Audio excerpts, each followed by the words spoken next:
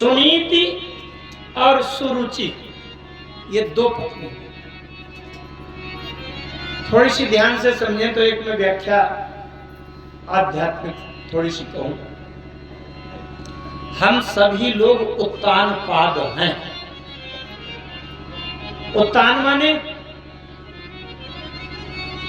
जिसका पैर ऊपर हो, सिर नीचे की ओर लटका हो। मरी कहा था ना कि मरी हो तो उतान तरवा करे चलो जाइए। उतान तरवा शास्त्र की बात है ये। उत्तान माने पैर ऊपर हो, सिर नीचे लटका हो। हमारा सबका जब जन्म होता है तो सिर नीचे लटक के निकलते हैं और पैर ऊपर रहते हैं, इसलिए हम सभी लोग उत्तान पाद हैं। उत्तान पाद की दुई पत्नी, हमारे सबके भी दुई दुई पत्नी हैं। लेकिन ये तो बड़ा बवाल है, ये लोग अपने अपने घरों में रात में लड़ाई न करने लगे कि सबके दुई पत्नी एक कहां छिपाए हो। वहां भागवत कथा से उन्होंने बताया है। अच्छा, एक गांव घर का मामला है, मुझे भी तो संकट हो सकता है। आप बता जा, ध्यान से सुने। सबके दो पत्नी हैं, एक सुनीति और दूसरी सुरुचि। हमारे अंदर की जो वृत्ति है, सोच है, उनमें दो प्रकार का स्वभाव होता है।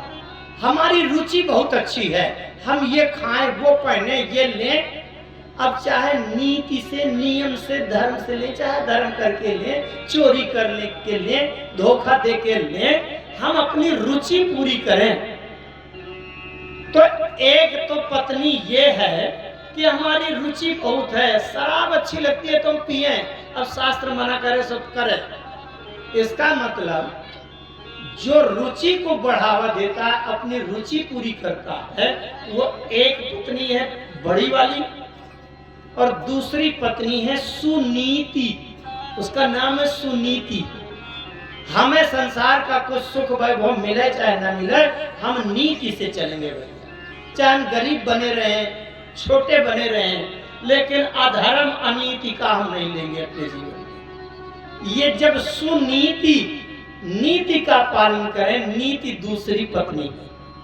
हमारे जीवन में दो वृत्तियां हैं, एक अच्छी रुचि और दूसरी है अच्छी नीति।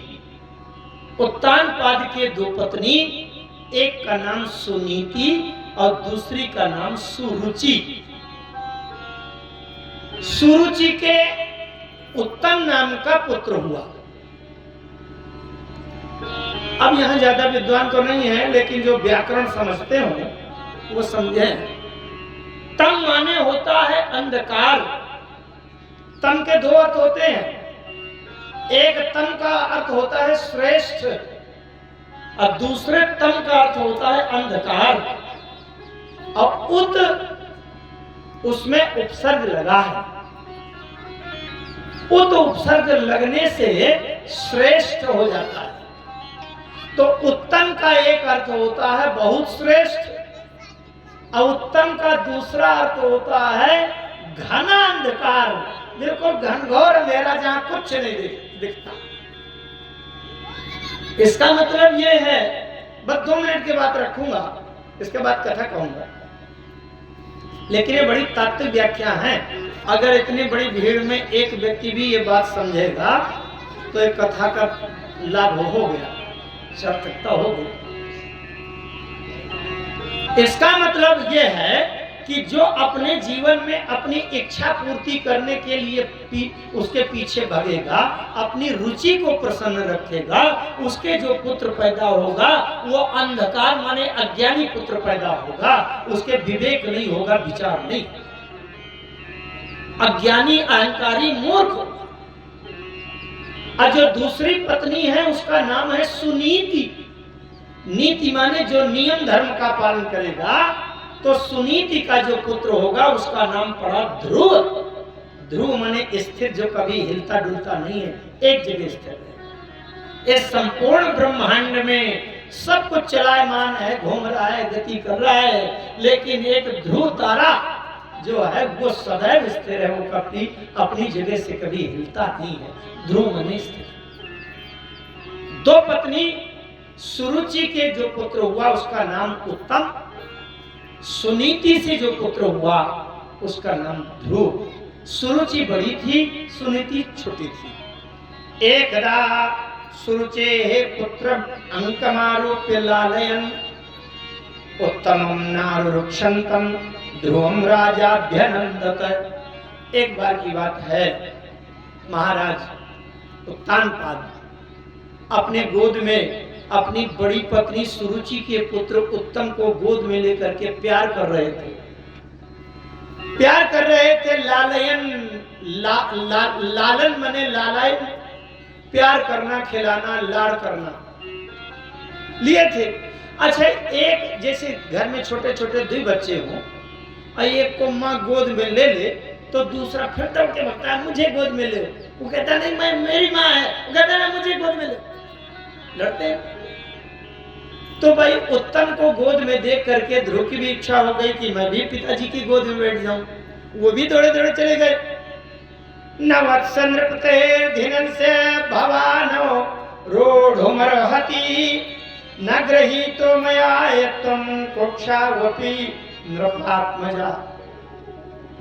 जब ध्रुव भी गए कि मैं भी पिताजी की गोद में बैठ जाऊं, तब वो सुनीति जो बड़ी माँ थी, सौतेली माँ, उसने ने हाथ पकड़कर झटक दिया नीचे। इतना साहस करता है कि पिता की गोद में बैठोगे। बालो सिबत नात्मा मन्ये स्त्री गर्भ संभ्रतम नूनम वेद भवानी यस्य दुर्लभे अर्थे मनोरथा। सुनीति ने हाथ पकड़कर नीचे उतार दिया। कहीं इतना साहस करते हो इस पिता की गोद में बैठने का? अगर इनकी गोद में बैठना है तो एक ही रास्ता है, एक ही उपाय है। क्या? बोले इस जन्म में जीवन भर तपस्या करो और फिर अगला जन्म लेते समय मेरे गर्भ से पैदा हो, तब ये गोद बैठने के लिए मिलेगी। अभागी कहीं के दूसरी सवत से पैदा होकर इस पिता की गोद में बैठने चला। झटक कर हाथ उतार दिया, नीचे बच जाएंगे। गर्भे त्वं साधयात्मानं यदीक्षसि नृपासनं।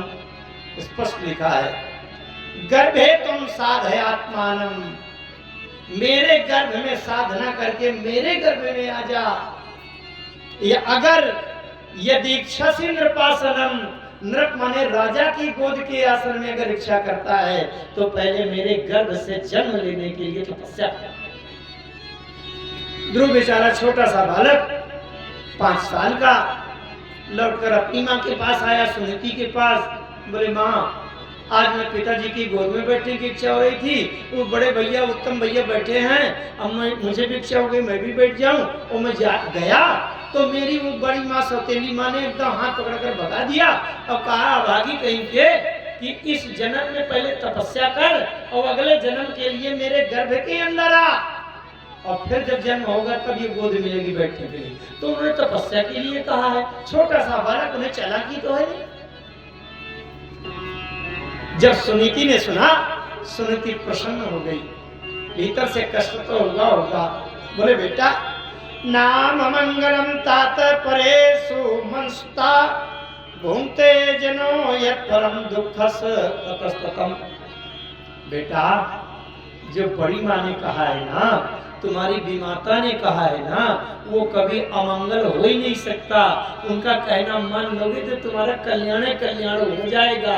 और मन में सोचा कि अगर तुम तपस्या कर लोगे तो ये पिता तो संसार का, धरती का पिता है, ये तो मरण धर्मा, एक दिन मर जाएगा।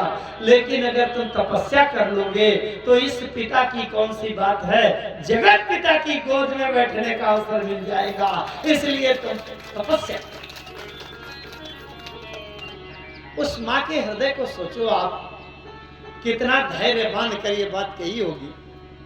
कोई बात नहीं। ध्रुव, अच्छा छोटा बालक जो होता है ना, छोटा बालक हृदय से निर्मल होता है। छोटा सा बच्चा हो घर में, आप उसको खिलाएंगे, दुनिया की बातें कहेंगे, उल्टा सीधा कहेंगे, लेकिन खेलता वो नहीं है, खेल आप रहे हैं। वो तो जो कुछ समझता है वो सही समझ रहा है, उसको पता नहीं है कि ये खेल है कि झूठा है, कि उल्टा है कि सीधा है। हमने छोटे बच्चे से कह दिया बड़े बदमाश हो, बड़े होशियार हो, ना वो बदमाश है ना होशियार हो, जैसा है वैसा है। वो कहता है बकते रहो। वो खेलता नहीं है, खेलते हम सयाने लोग हैं।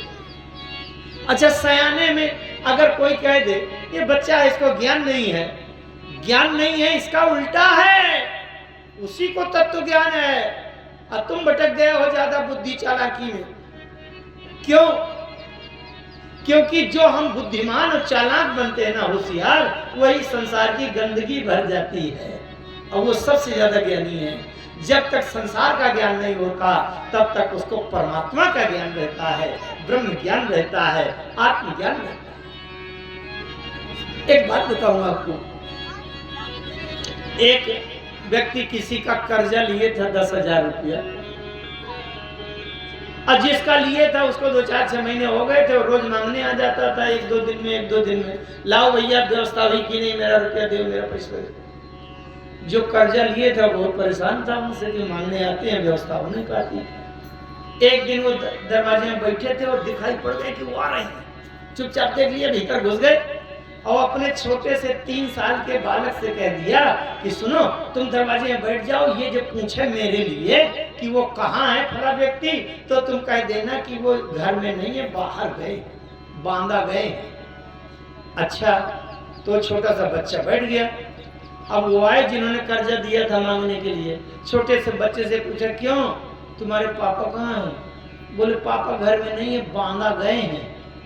तो उसने पूछा अच्छा, इतनी सवेरे सवेरे काहे से गए हैं, मोटरसाइकिल से कि रिक्शा से? बोले नहीं, गए भाई तो नहीं है, लेकिन पापा ने कहा है, पापा तो भीतर बैठे हैं, लेकिन पापा ने कहा है कि कह देना कि पापा घर में नहीं है, बांधा गए। बोलो कितनी निर्भरता है। छोटा बच्चा कभी झूठ नहीं बोल सकता। क्यों? क्योंकि उसके पास बुद्धि चतुर नहीं है। बुद्धिमानी जिसके पास आती है, चतुराई जिसके पास आती है, तो क्या करता है? झूठ बोलता है, चालाकी करता है, छल कपट करता है, बदमाशी करता है, और दूसरे का अधिकार हक छीनकर बड़ी बड़ी संपत्ति बनाता है, और लोग कहते हैं बड़ा होशियार है, बुद्धिमान। अच्छा, बुद्धिमान है कि वो झूठ, चालाक और बदमाश हो गया? बदमाशी को होशियारी कहेंगे? अज्ञानी हो गया, मूर्ख हो गया। छोटे से बालक ध्रुव, उनके हृदय में सरलता है। माँ ने कह दिया बेटा तपस्या से हानि नहीं होगी, पर जगत पिता मिल जाएगा, परम पिता मिल जाएगा।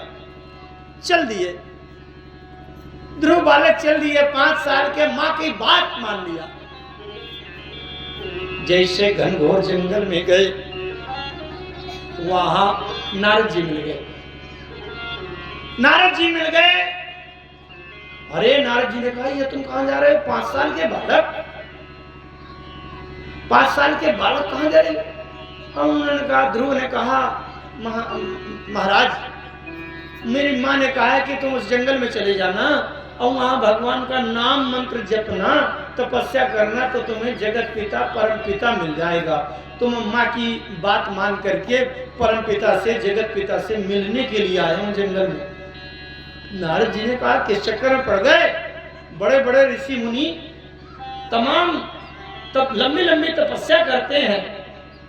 जन्म जन्म मुनि जतन कराई, वो जन्म जन्म मुनि जतन कराई, अंतराम कही आवत नाई, अंतराम कही आवत नाई, अंतराम कही आवत नाई, अंतराम कही आवत नाई। नारद जी ने कहा बड़े बड़े ऋषि मुनि ज्ञानी ध्यानी जन्म जन्म तक तो तपस्या करते हैं, उनको तो मिलते नहीं है। और तुम छोटे से बच्चे आ गए, अरे जाओ घर, खेलने कूदने के दिन है तुम्हारे, कहाँ किस चक्कर में पड़ गए? अभी इस समय कहाँ, बड़े भोले हो तुम। जंगल में कोई शेर आ जाएगा, खा जाएगा, कहाँ भटकिया है?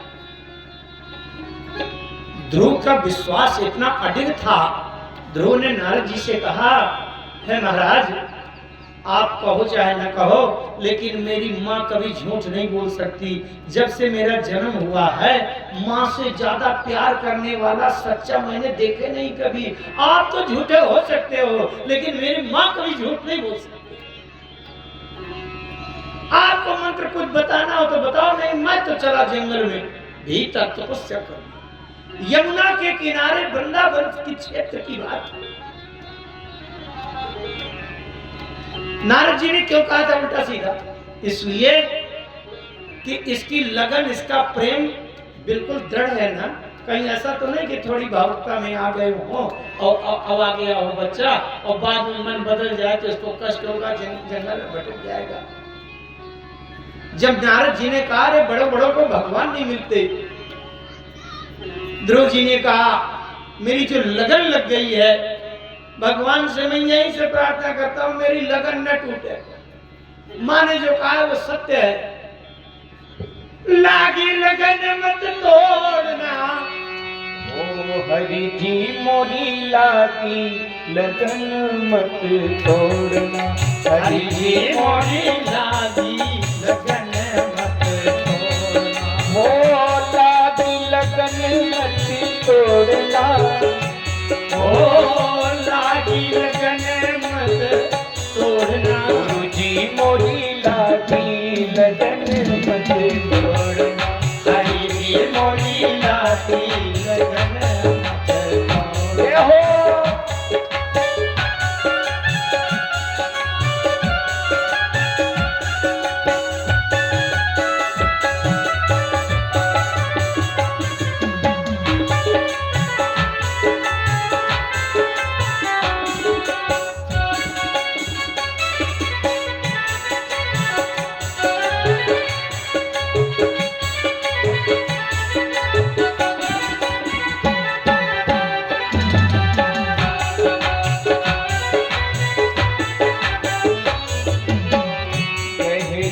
नदिया नाव पुरानी, गहरी नदिया नाव पुरानी, गहरी नदी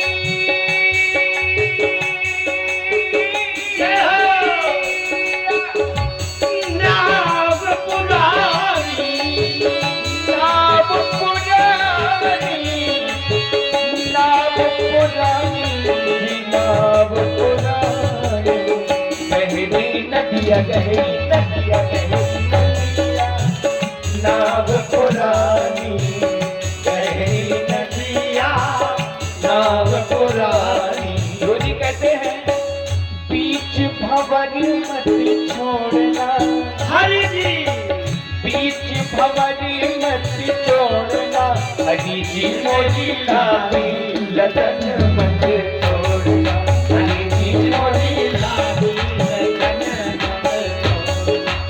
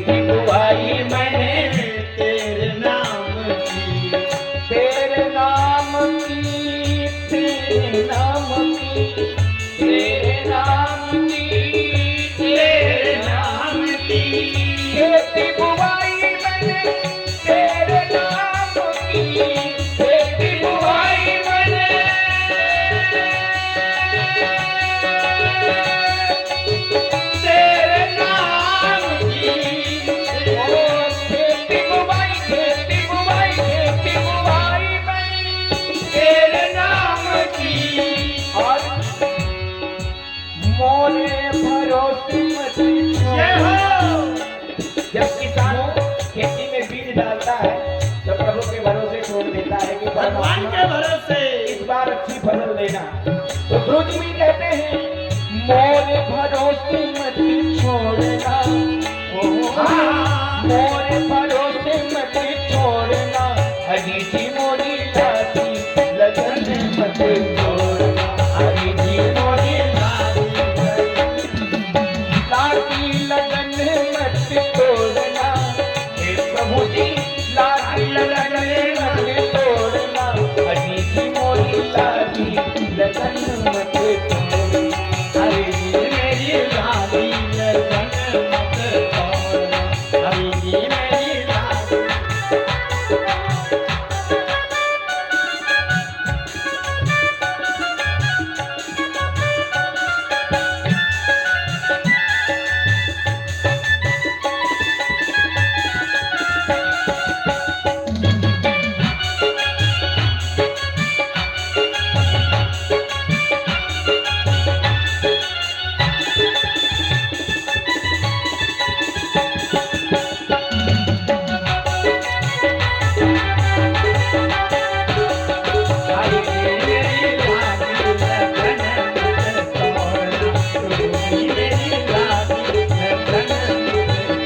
अंतिम बात गुरु जी कहते हैं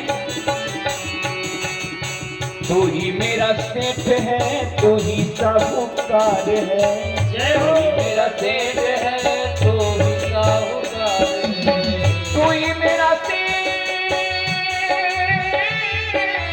है, तू ही मेरा सेठ है, तू ही साहूकार है, तू ही मेरा सेठ है, तू ही साहूकार है, तू ही साहूकार है, तू ही साहूकार है, तू ही साहूकार है, तू ही साहूकार है, तू ही मेरा सेठ है, तू ही साहूकार है, तू ही मेरा सेठ है, तू ही साहूकार। अरे कन्हैया ब्याज पे ब्याज मती जोड़ना,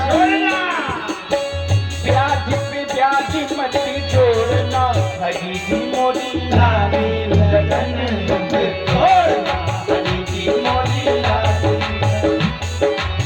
लाली लगाके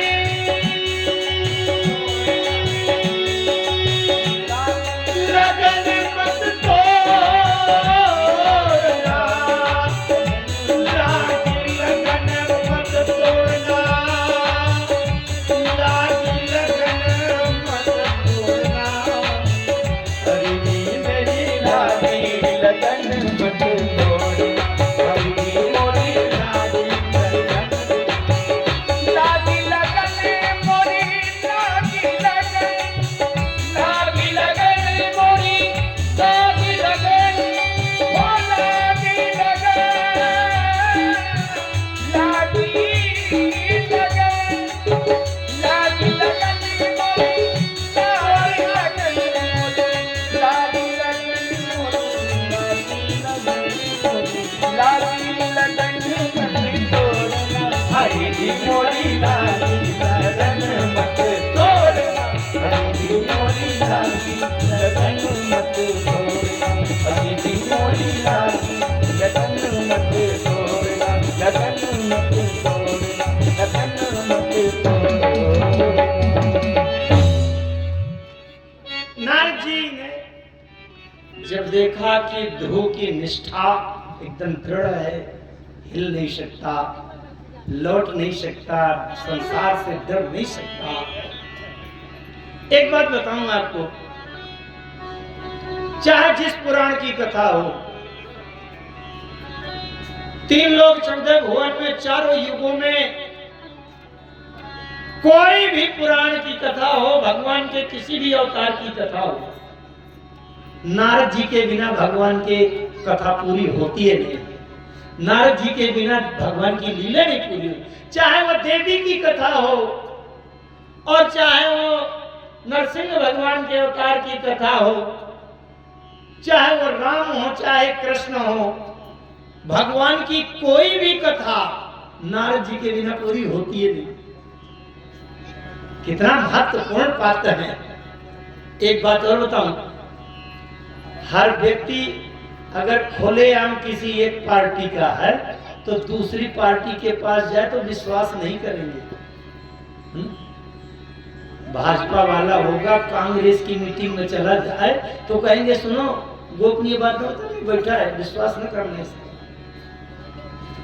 नारद जी कौन है? नारद जी हैं देवर्षि कहते हैं। देवर्षि का अर्थ होता है देव ऋषि, देवताओं के ऋषि हैं।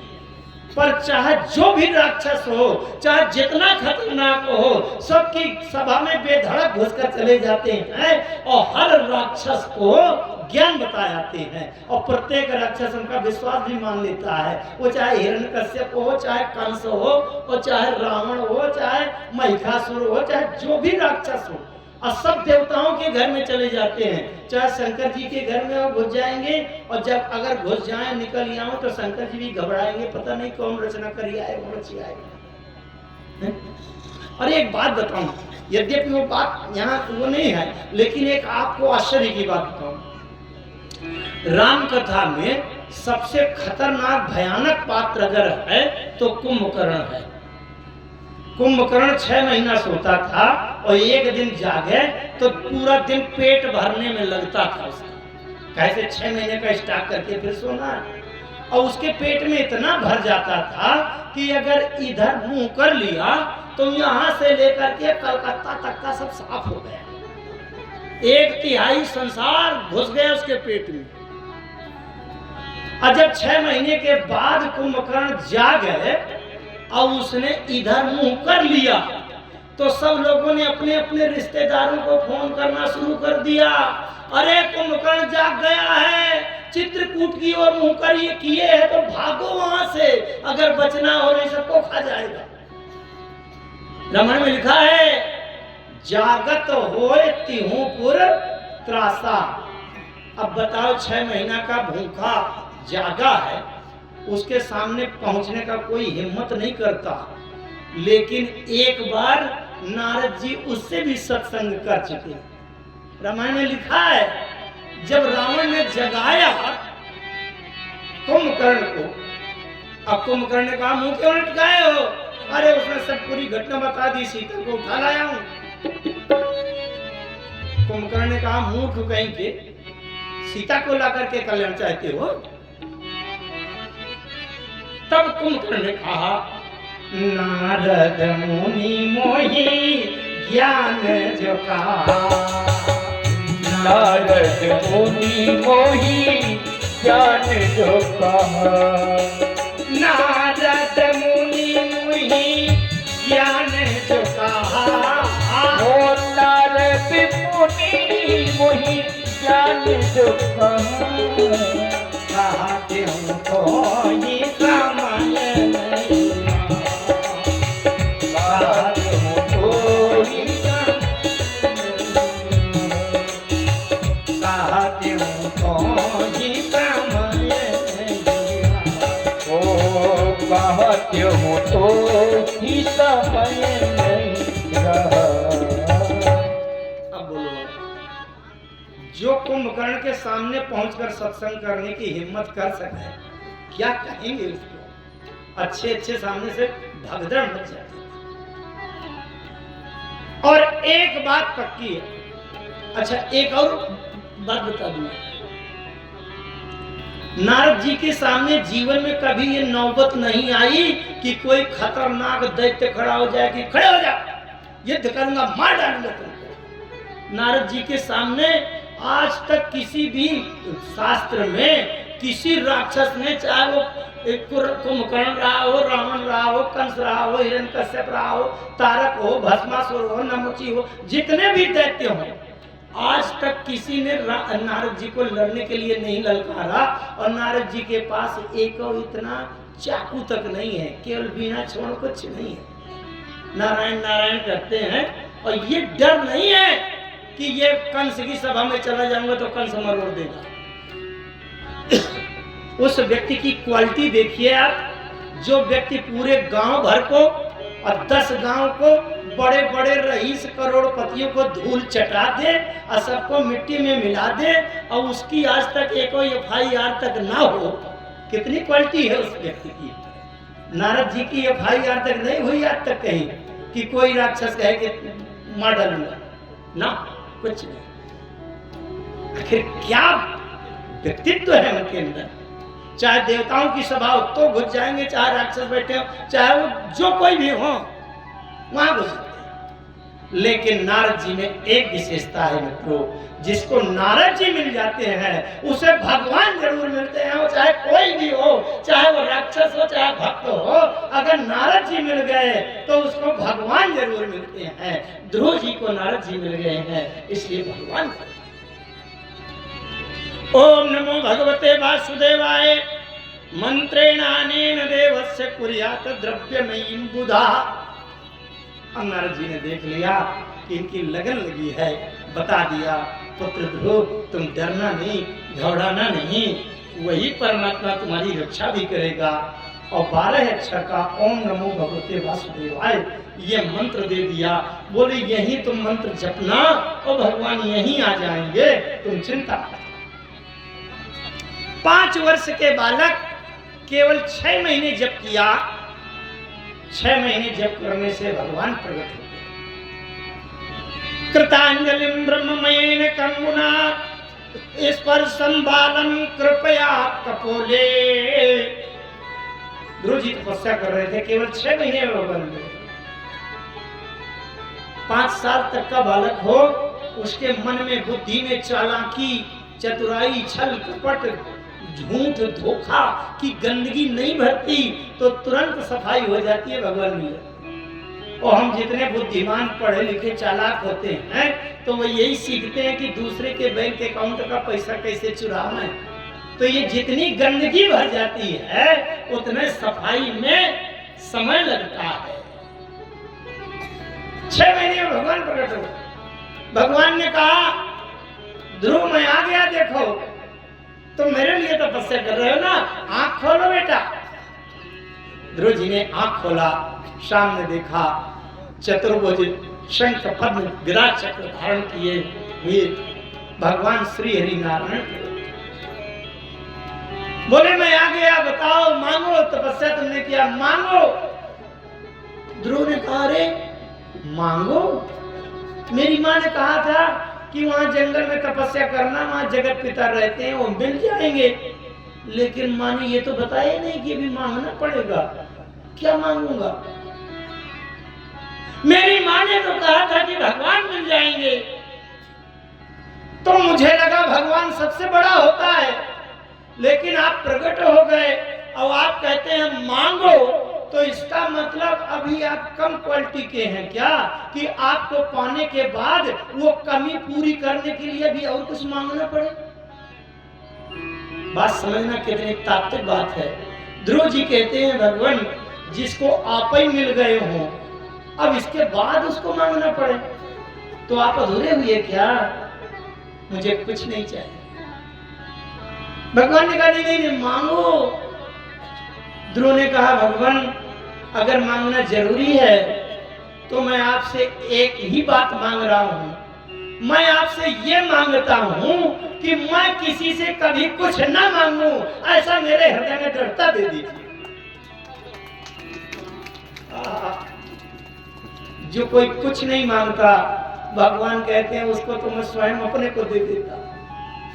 भगवान ने कहा पुत्र ध्रुव अगर तुम कुछ मांगोगे नहीं, यहाँ से कुछ वैभव या कुछ प्रभाव लेकर के नहीं जाओगे और तुम यहीं रहोगे तो लोग कहेंगे, लोग कहाँ मानेंगे कि भगवान मिले होंगे? अरे लोग कहेंगे भैया छोटा सा बच्चा जंगल में घुस गया, भालू आ गया होगा उसी ने निपटा दिया होगा। अरे लकड़ मग्घा मिल जाए वही खा जाएगा, उठा ले जाएगा। कोई शेर खा गया होगा। तो इस संसार कौन मानेगा कि तुमको मैं मिला था? इसलिए संसार को विश्वास दिलाने के लिए कि मैं तुमको जंगल में मिला था, तुम मुझसे कुछ मांगो और तुम घर को वापस जाओ, क्योंकि ध्रुव लौटने के लिए तैयार नहीं थे। अरे जो परमात्मा के पास पहुंच गया हो वो लौट के संसार की गंदगी में क्यों आएगा? लेकिन भगवान ने कहा नहीं नहीं तुम्हें मेरी बात माननी पड़ेगी, तुम संसार में जाओ। अब पहले तो ध्रुव यही कह रहे थे भगवान 5 साल का लड़का बताओ क्या जाने कि भगवान से क्या कहना चाहेंगे। ध्रुव ने यही कहा कि माने ये तो बताए नहीं कि भगवान मिल जाएंगे तो उनको कहेंगे क्या। बड़ी अच्छी बात भागवत में लिखी है। कहते हैं कि स्पर्शम बालम कृपया कपोले, जो श्री हरि नारायण प्रकट हुए शंख चक्र गदा पद्म लिए थे, तो जो शंख लिए थे वो शंख कपोले मैंने गाल में इसे लगा दिया।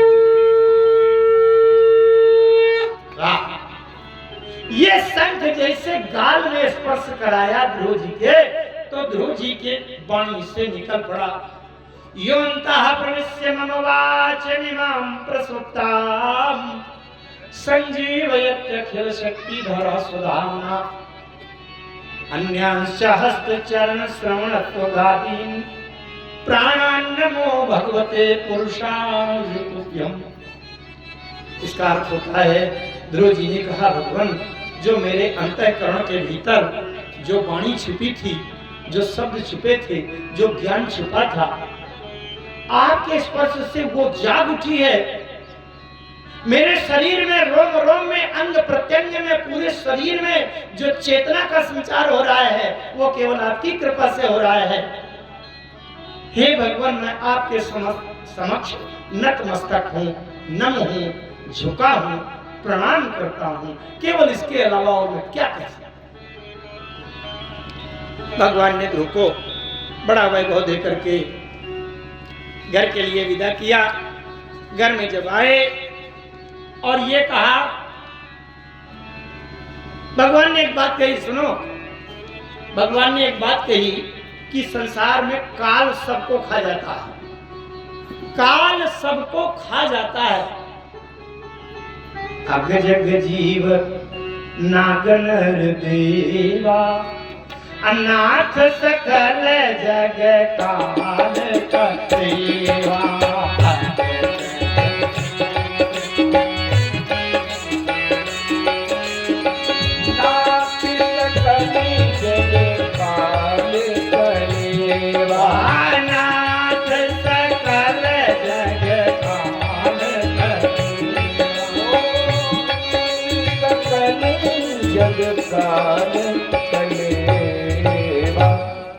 जग जीव नाग नर देवा, देवता भी काल कवलित हो जाते हैं। पृथ्वी लोक हो चाहे देवलोक हो, गंधर्व लोक, किन्नर लोक, नाग लोक, नर लोक, कहीं भी हो काल सबको खा जाता है। लेकिन भगवान ने ध्रुव जी को वचन दिया, ध्रुव तुम्हारे सामने मृत्यु सिर उठाकर अदृत नजर उठाकर बात नहीं कर पाएगी। तुम्हारे सामने जब मृत्यु जाएगी तो सिर नीचे झुका करके तुम्हारे चरणों में प्रणाम करेगी। अगर तुम्हारी इच्छा हो जाए तो मृत्यु के सिर पर पैर रखकर अगला कदम बढ़ा देना, तो शरीर के सहित मेरे धाम को आ जाओगे। तुम्हारे ऊपर मृत्यु का जोर नहीं पड़ेगा। बस ये भगवान ने वचन दिया। मृत्योर्मूर्धिम पदम निधाय, मृत्यु के सिर पर पैर रख करके ध्रुव जी महाराज गए। पहले बीच में आए तो उनके बड़े भैया जो सौतेली माँ के भाई थे उत्तम, उनको गंधर्वों ने मार डाला था। तो उनका बदला लेने के लिए गंधर्वों से युद्ध किया। अब बहुत बड़ा संहार किया। 1,30,000 यक्षों को उन्होंने मौत के घाट उतार दिया। जब इतना बड़ा संहार हो रहा था तो उनके पिता आए, उत्तानपाद आए, बोले पुत्र ये संहार मत करो, तुम जैसे भक्त के लिए हिंसा ठीक नहीं है। वो सब बंद कर दिया। इस प्रकार से ध्रुव ने नारायण से नारायण अस्त्र प्राप्त किया था। ध्रुव के सामने कोई टिक नहीं पा सकता था। आइए आगे चलें, क्योंकि आज अभी कथा बहुत कहनी है हमको। आगे वंशावली के है, बेन की जंगा से निषाद की उत्पत्ति हुई, जो जंगल में रहते हैं और यहाँ से वंशावली में चलते हैं। महाराज मनु से प्रियव्रत ध्यान से सुनो, कथा बहुत लंबी है। मैं प्रयास करूंगा कि भागवत की कथाओं को जितना दौड़ कर सकता हूं उतना करने का प्रयास करूंगा। आपको समझाने के लिए थोड़ा सा इन लोगों का उपयोग लेने के लिए बीच में संगीत हो जाता है। संगीत मेरा मुख्य साधन नहीं है, लेकिन आप आगे